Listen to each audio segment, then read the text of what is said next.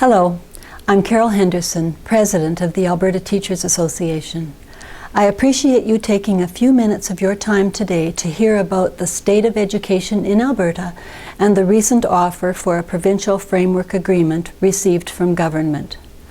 Colleagues, the past few months have been trying for teachers and for public education in Alberta.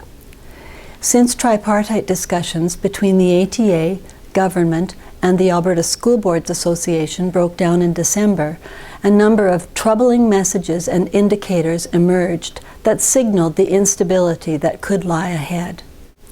The government of Alberta, largely because of choices they made, has become mired in financial difficulty for which there is no quick or easy escape.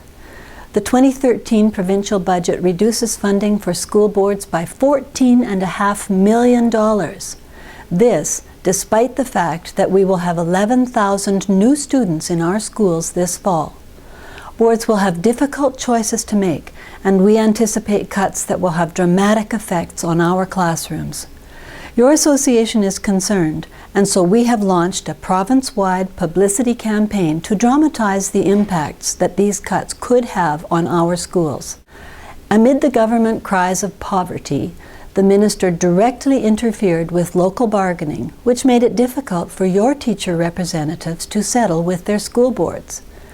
The minister believes that local bargaining is broken, and he was convinced that a provincial solution was needed to bring about labor peace. His insistence on reviewing local agreements created a direct chill on bargaining that made settlements impossible to reach. He was also clear that imposing legislated settlements on teachers was a real possibility, and we know that he was moving in that direction. Such a move would not bring about labor peace and would actually generate greater instability for students, for teachers, and for public education. Fighting imposed settlements would have required swift, unpopular, unpleasant, and potentially divisive action from teachers.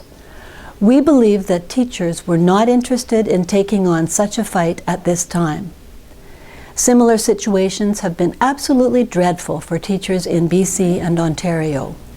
Faced with these challenges, your Provincial Executive Council sought to make smart, principled decisions about how to support and protect the interests of teachers.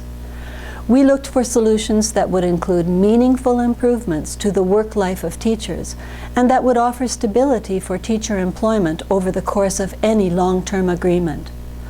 On November 30th last year, we presented a settlement offer that demonstrated our position on salary and our commitment to achieving improvements to teachers' conditions of practice. Although this was a very reasonable offer, it was rejected by government. On February 20th, the minister presented another offer to PEC, but it was decisively rejected because it did not contain any meaningful solutions to teachers' professional concerns, and it did not offer employment stability for teachers. On March 13th, the situation improved when we received an offer from Premier Redford that contained significant improvements from their last position.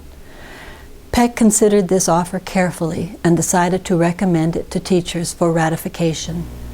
As always, teachers will have the final say on whether this offer is accepted. In the weeks ahead, if it has not already occurred, you will be asked to attend a bargaining unit general meeting in your local area to vote on this offer. I encourage you to take some time to familiarize yourself with the agreement and to attend the meeting to have your say. I would now like to take a few minutes to tell about the offer and why Council has decided to recommend it. The Premier's offer is hardly ideal, but it does protect the professional standing of teachers and the economic gains made over the past 5 years. If accepted, there would be no increases to teacher salary rates for the first 3 years of the agreement, this year, next year, and 2014-15. However, in September 2014, teachers employed in 29 school jurisdictions where salaries are below a modified provincial average will get increases designed to bring their salaries up to that average. In September of 2015, there will be a raise of 2%, and in November of 2015, teachers will receive a lump sum payment of 1% of salary. Your local will also negotiate other financial benefits equal to 0.5% of the base instructional grant for the board. These improvements would be implemented beginning September of 2014. Teachers who are in their earlier years of service will continue to earn experience increments and move their way up the salary grid throughout the 4-year term. In terms of professional conditions, there are some substantial gains offered to teachers. First off, if your collective agreement included a clause related to instructional time or assignable time at the end of last school year, then that clause has been extended through the life of this agreement. We have also secured a commitment from government to review tasks that they assign to teachers with a commitment to reduce unnecessary expectations. A committee with teacher representation will review tasks assigned by your school jurisdiction as well. Issues identified by these committees will be addressed, or they will be subject to a third-party appeal process. A comprehensive third-party study will also be conducted to help us all better understand the issues of teacher workload. A substantial gain for teachers comes in the form of a ministerial order on teacher work. This legal order will require school jurisdictions to reduce teacher instructional assignments towards a total of 907 hours by the start of the 2014-15 school year.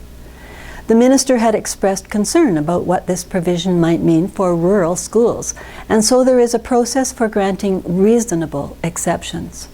However, before an exception is granted, an exceptions committee will look at what efforts have been made to reduce the instructional load of teachers. This is a fair process that will bring about meaningful improvement. Teachers will also have more embedded time to collaborate and to focus on their own professional development. Many principals will get time in lieu to recognize extra summer work. As I have said throughout this process, teachers are mostly concerned about conditions of practice and workload.